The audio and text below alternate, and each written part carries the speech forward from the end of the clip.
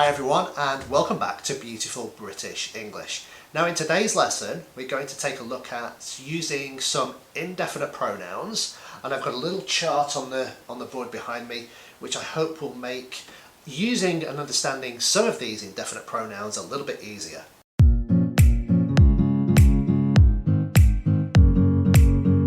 So this lesson is really aimed at anybody who might need to use indefinite pronouns. You may not actually know what an indefinite pronoun is or why you need to use one yet, but if you are studying for, say, your IELTS exam, you probably want to use indefinite pronouns in your writing. You will probably want to use them or need to use them in your speech as well. And let me tell you why, okay? Because sometimes in your speech you want to talk about all possible things. Sometimes you want to talk about the complete opposite of all possible things. You want to talk about no things whatsoever. Sometimes what you want to talk about is something that is completely unknown, and sometimes you might want to talk about something that is unspecified or unspecific. And these indefinite pronouns are ideal for doing this, and they are very, very popular words. So you should know these words already, and I just want to make sure that you know how to use them correctly or appropriately. Okay? So here we have every, no, some and any. Now you guys should know what all of these words mean already. Yeah? Now within the context of a pronoun, every is referring to all possibilities. No is referring to the opposite of all possibilities, which is no possibility. Some is referring to an unknown quantity or an unknown possibility, and any to something that is unspecified or without a limit, for example. Okay. Now, I've split the chart into three. We're going to be talking about places, so that's locations, people, and things. Okay? And you can see from just looking at this chart that it's a very, very easy thing to consider, because all we have to do is decide what we want to talk about, and we need to take the compound and add it, okay, to where, one, body or thing to create our indefinite pronoun. So, for example, okay, where would you like to travel on your holidays? Ooh, I'd like to go everywhere. So everywhere is signifying all places that are possible. Somewhere is describing somewhere that's unknown. I don't know, I haven't decided. I want to go somewhere, but I don't know where yet. Anywhere, I'm unspecific. Anywhere is better than here. Yeah? Or nowhere. I don't want to go anywhere, I'm just going to stay right here. Okay?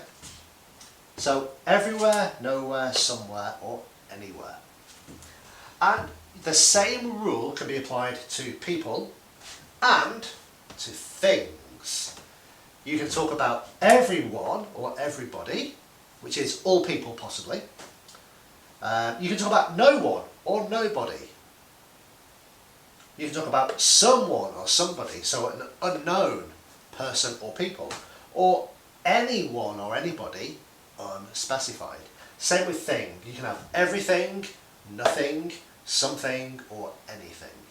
Yeah?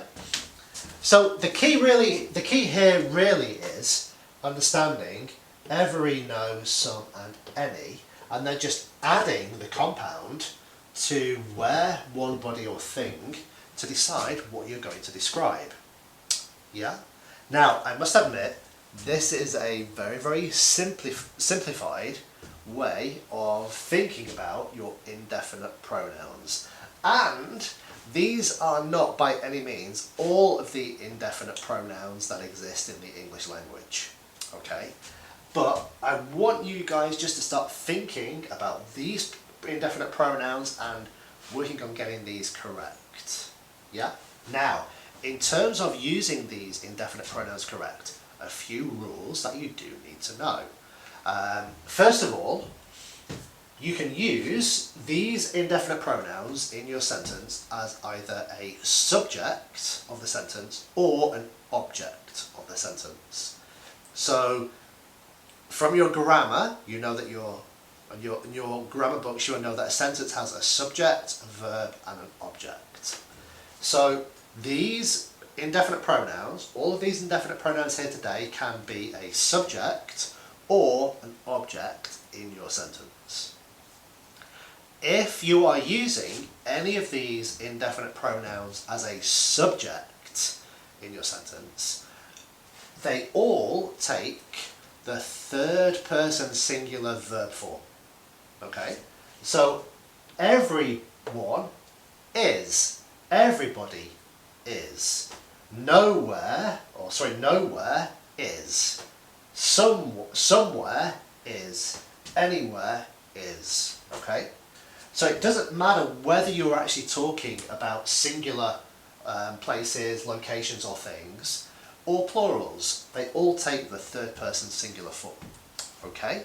So those two important things for you to remember when you're using these indefinite pronouns as subjects in your sentences. Okay, if you have any questions, get in contact with me.